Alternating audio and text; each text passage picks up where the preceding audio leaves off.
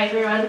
I just would like to start off and say thank you for everyone who is here today. I know it means a lot to me as well as my peers. I would like to start off my official thank yous by saying thank you to just a few people. I want to say thank you to Katrina Vandenberg, who has been an absolutely amazing and supporting advisor throughout almost all 4 years at Hamline here. Thank you to Kelly Krebs, the director of the program, for allowing me to study abroad. The piece I'm going to be reading about wouldn't have been written without going abroad, so thank you for helping me with that. I do this thing where I forget to breathe, so.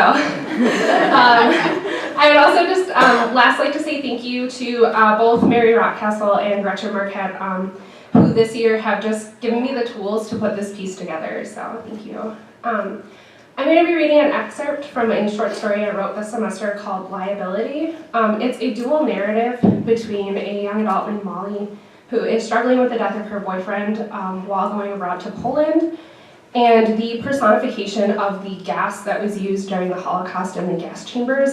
So for those of you who don't know, it's Zyklon B is the name of the gas. So I'm going to be reading his narrative to you today.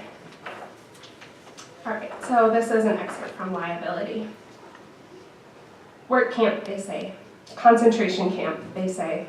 But I remember why I was created. They won't fool me. Pesticide. I am here to exterminate pests. Pests who eat crops and ruin the harvest. Insects that feed, destroy, and abandon. I miss Fritz. I miss strong, steady hands and beady, spectacled eyes putting the pieces of me together. His brain whirring under a bald scalp. Fritz, who I loved as a father. Fritz, who left me alone. Fritz, who left me in Germany in the hands of strangers and never came back.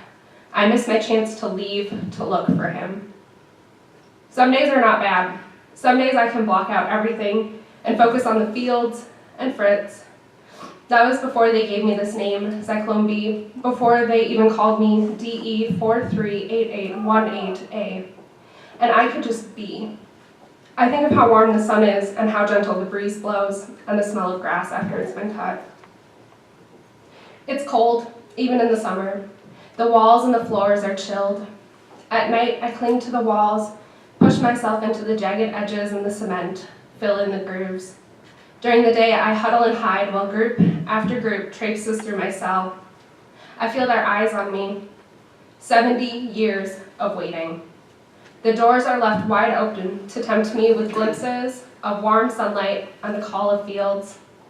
I squeeze myself into dark corners where the row of naked light bulbs don't reach.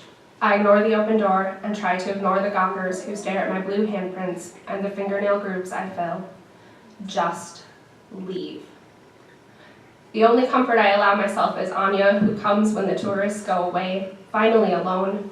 She lets me wrap myself up in her brown hair and her scarf across her cheeks. She runs her small hands along the walls, leaving her hand over my handprint. Then the lights turn off and I want to go with her, be inhaled into her blood. I want to strangle her words when she whispers, "It's not your fault." I stopped counting. I stopped watching the dull eyes, the pale fuzzy heads, the cracked and dirty fingernails.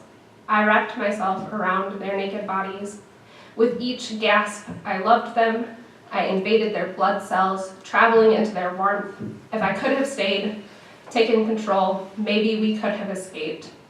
But I was always expelled, and they left me. 70 years of memories.